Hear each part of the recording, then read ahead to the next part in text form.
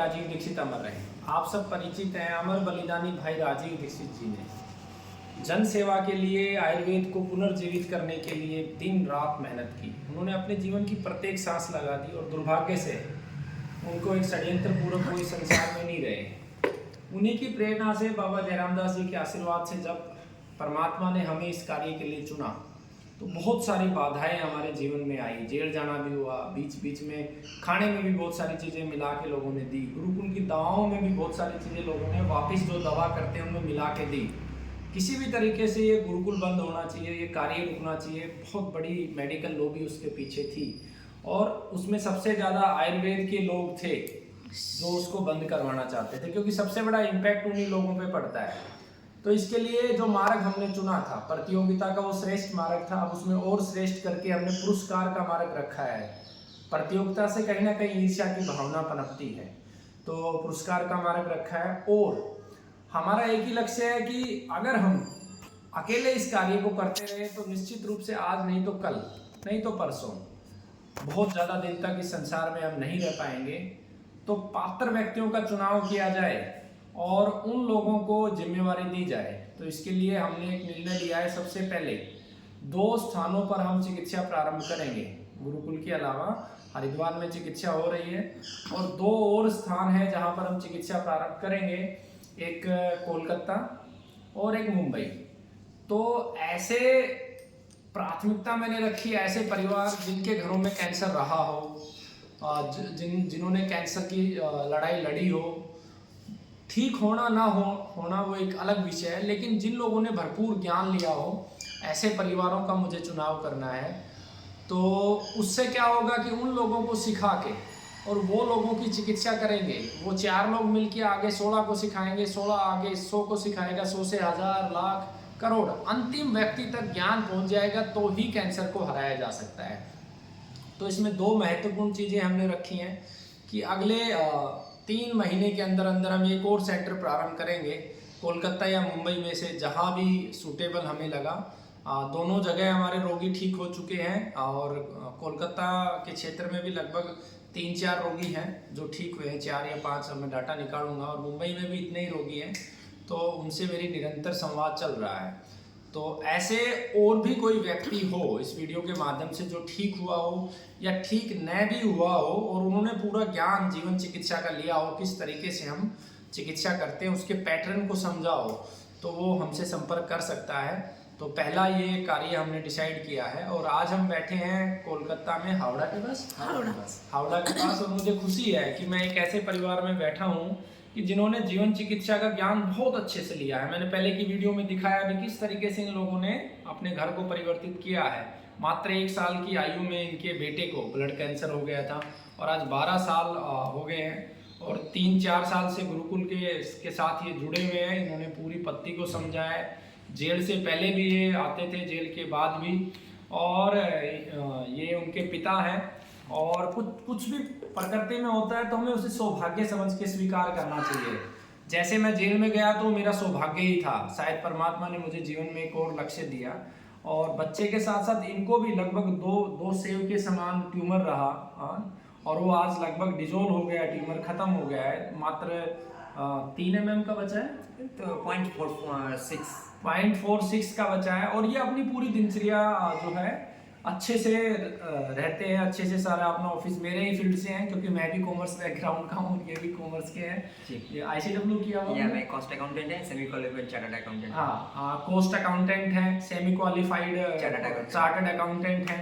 और मेरा भी कॉमर्स बैकग्राउंड है, आप सबको पता है। मैं जॉब करता हूँ होंडा मोटरसाइकिल में। तो मुझे ऐसे लोगों का चुनाव करना था कि जो पैसे के लिए चिकित्सा ना करे, जो अपने घर को चलाने के लिए चिकित्सा जिनका हथियार ना हो, वो लोगों के साथ चीटिंग ना करें। तो कोलकाता के लिए मैंने इनको चुना है। और क्योंकि इनकी पत्नी को भी काफ़ी ज्ञान है, वो एक ट्यूशन पढ़ाती है, वहाँ से भी इनकी इनकम अच्छी है, 50,000 के आसपास। स्कूल में भी पढ़ाती है। इनकी ओवरऑल इनकम 50,000 है, इनकी भी 50,000 है। तो कुल मिला के मुझे ये लगता है कि ये परिवार कम से कम, क्योंकि जिसके बच्चे को ये रहा है तो वो दूसरों के भी बच्चों को अपना बच्चा समझेंगे। तो ये परिवार पात्र है इस कार्य के लिए, मेरी अपनी समझ है। बाकी निर्णय मैंने इनके ऊपर छोड़ा है। हाँ, एक रात्रि में रुका हूँ और आशा करता हूँ कि सकारात्मकता के साथ हम आगे बढ़ेंगे।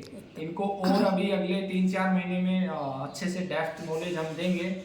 उसके बाद 9 वर्ष के बाद से जो है हम इस कार्य को आगे यहाँ महीने में एटलीस्ट एक बार हम आने का प्रयास करेंगे। अभी किसी भी चीज़ की पुष्टि नहीं कर सकते हैं, क्योंकि आने वाले समय में क्या होगा, ये लोग सीख पाते हैं नहीं सीख पाते हैं, ये लोग कितनी गंभीरता से लेते हैं, उस पर निर्भर करता है। फिर भी मैं सभी रोगियों को आमंत्रित करता हूँ जो ठीक हुए हैं जीवन चिकित्सा पद्धति से प्राथमिकता के साथ, और जो ठीक नहीं हुए उनके परिवार ने इस पद्धति को पूरा सीखा है, वो सभी आगे आए। मेरे लिए अगर वो सबसे ज़्यादा कुछ कर सकते हैं तो इससे बड़ा मेरे लिए और कोई कार्य नहीं है, क्योंकि अगर मैं अकेला करता रहा तो मुझे पता है कितने सारे षड्यंत्रकारी हैं, उनसे मैं कैसे जीत पाऊंगा। लेकिन जो 1100 रोगी ठीक हुए हैं वो सब चिकित्सक बन जाए, क्योंकि हमारी चिकित्सा पद्धति का बेस ज्ञान है। हम लोगों को सिर्फ नॉलेज देते हैं, वो अपने घर पे भी दवा बनाएं, जड़ी बूटियां खरीदें, और ज्ञान से ही संसार में इस बीमारी से बचा जा सकता है। तो बहुत बहुत धन्यवाद। एक रात्रि में बहुत ही अच्छा भोजन बहन जी ने मुझे करवाया और बहुत प्रेम दिया, और सभी जितने भी चिकित्सा करते हैं उन चिकित्सकों के लिए मेरी एक प्रार्थना भी है हाथ जोड़ के, जीवन में अगर कुछ अमृत है तो वो प्रेम है। प्रेम से बड़ा अमृत इस संसार में कुछ नहीं है। और जब कोई व्यक्ति आपसे प्रेम करता है तो वो आपको डबल कर देता है। जब आप इसको, मैंने इस पे एक पूरा बुक में लिख रहा हूँ, बहुत जल्द आप लोगों के बीच में होगा, साइंस ऑफ एनर्जी। ये मैंने जेल में इस पे पूरा चिंतन किया कि खाली खाने से हमें एनर्जी नहीं मिलती है। आपके लिए आपके पास जो बैठा व्यक्ति जो सोच रहा है, जो प्रेयर कर रहा है, जो प्रार्थना कर रहा है, उससे भी आपको एनर्जी मिलती है। वो बहुत सारा गूढ़ विज्ञान उसमें मैंने रखा है मेरी समझ से जो था। तो आप सब चिकित्सक और जितने जो रोगी हैं आप चिकित्सक बन चुके हैं, वो सब इस मुहिम से जुड़ सकते हैं लोगों की सेवा के लिए। क्योंकि मेरे को बड़ा दुख होता है कि एक व्यक्ति कोलकाता से उठ के मेरे पास जाता है, 2 दिन की वो छुट्टी लेता है। मुझे पता है कि जब मैं 1 दिन की ऑफिस की छुट्टी लेता हूँ तो वो कितना मुश्किल होता है। 2 दिन की जब वो छुट्टी लेता है तो उसका छुट्टी का भी पैसा लगता है, उसका आने जाने का ट्रेन का भी किराया लगता है। तो इस कार्य को मैं डिसेंट्रलाइजेशन करना चाहता हूँ, और मैं एक जैपनीज कंपनी में काम करता हूँ। ईमानदारी, पवित्रता वहाँ प्राथमिकता से रखी जाती है। तो ऐसे पवित्र और ईमानदार लोग ही इस कार्य के लिए आगे आए।